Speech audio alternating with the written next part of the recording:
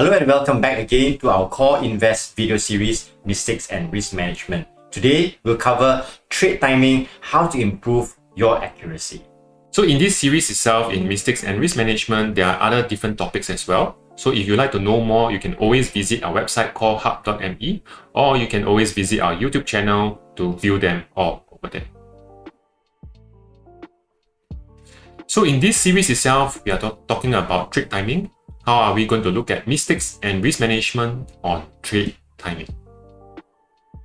My name is Waimin. And I'm Jeremy. We are from Core Invest Institute. So before we start, a quick disclaimer here.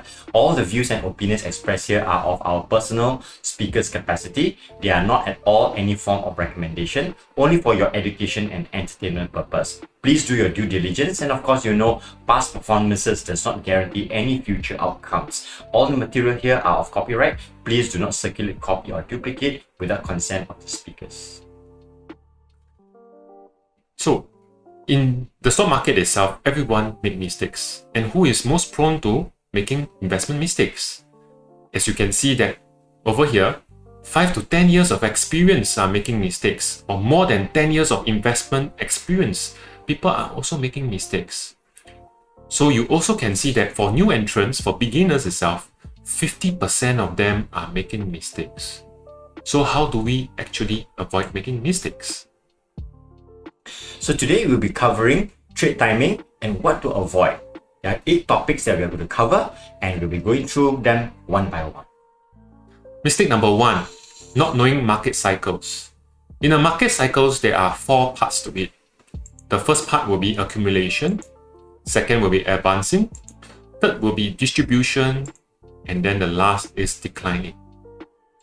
So there are also always this cycle over there. And what is the best trades at all? And that is where the bull after the market consolidation as well as the accumulation. As you can see, those in green, they are all bull after the market consolidation. Over here as well. And of course, now we are looking at 11 to 12 years of bull run. Advancing. So this is the best time to actually look at entering your trades. Even the COVID-19 over here doesn't stop the bull from running. 1 month it came down and it takes 6 months to recover. And ever since Joe Biden has taken over as president in year 2021, the market still continues to go up. Continue on to the second mistake here is trading against the market trend. I think many of us here would have known and heard that you want to make the trend your friend. So you want to have a trend that has got the least resistance. And you saw just now on the previous slide, the advancing period is a very strong, nice, long bull run, because that's trend. And during the bull run, you want to trade bullish. Okay? And if there's any small bearish period, they are only called micro trends. So the trend is your friend, and trade along those lines. And as you can see as well, most successful investments are 60 to 65% of the time following the trend. And if you were to go against the trend or to do a contrarian approach, most of the time it is a risk. Potentially 90% of the people will lose money not following the trend. Mistake number 3, trading on no trend itself. So the question is, if it's a side trend, where will the market be going? Is it going to go up or is it going to go down?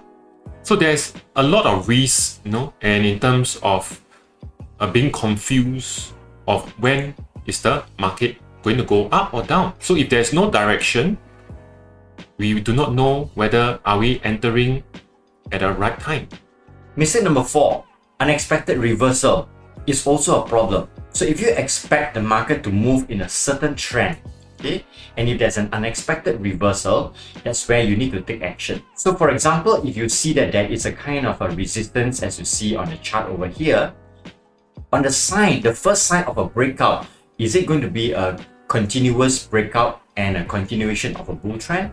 Be careful, because there might be a reversal after that, and it's called a trap. And you need to have confirmation to ensure that it is not a trap before you enter a continuation bullish trade over there. Mistake number 5. Entering a trade with weak signals and there is no confirmation.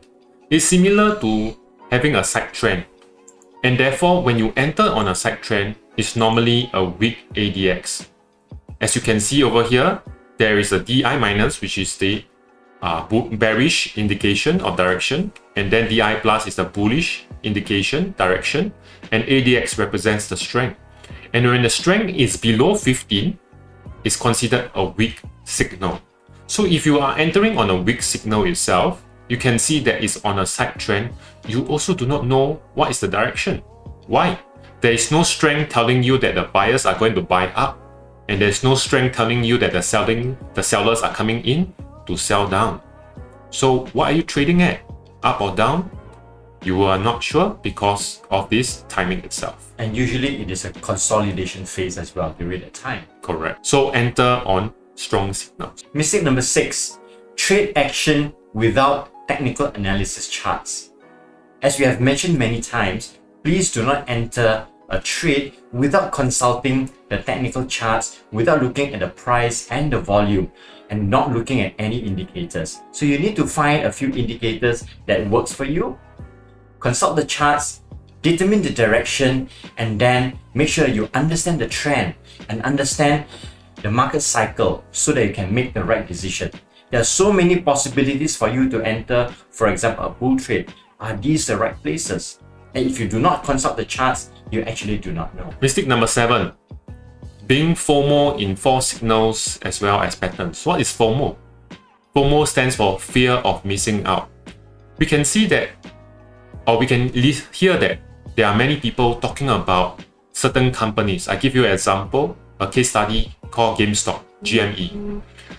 A lot of investors or traders are in the community forum called Reddit.